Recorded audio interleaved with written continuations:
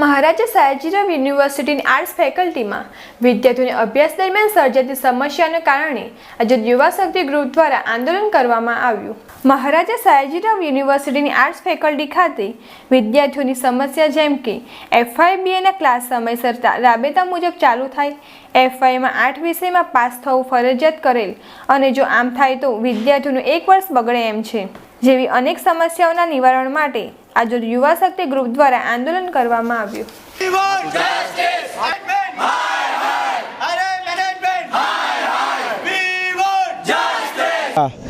घणा मुद्दाओं लईने आंदोलन करवामां आवी रह्युं छे। पहलो मुद्दो ए छे कि फर्स्ट ईयरना लेक्चर 2 दिवसथी चालू करवामां आव्या छे, परंतु कोई मैडम होता नथी, नवा स्टूडंटो गूंचवाय छे।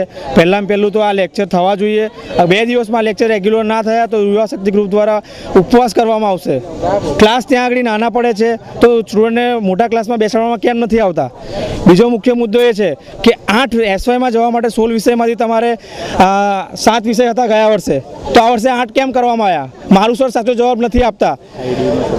अने मेन वस्तु जे अमारुं आंदोलन है ID 6 અને 7 फाउंडेशन 6 અને 7 એ મુખ્ય ઉદ્દેશ છે કે એમાં જ બધાને કમ્પલસરી વિષયો આપવામાં આવ્યા છે અને બધા એમાં જ ફેલ થયા છે, તો એ લોકોને પણ કેરી ફોરવર્ડ થઈને આગળ મોકલવામાં આવવા જોઈએ।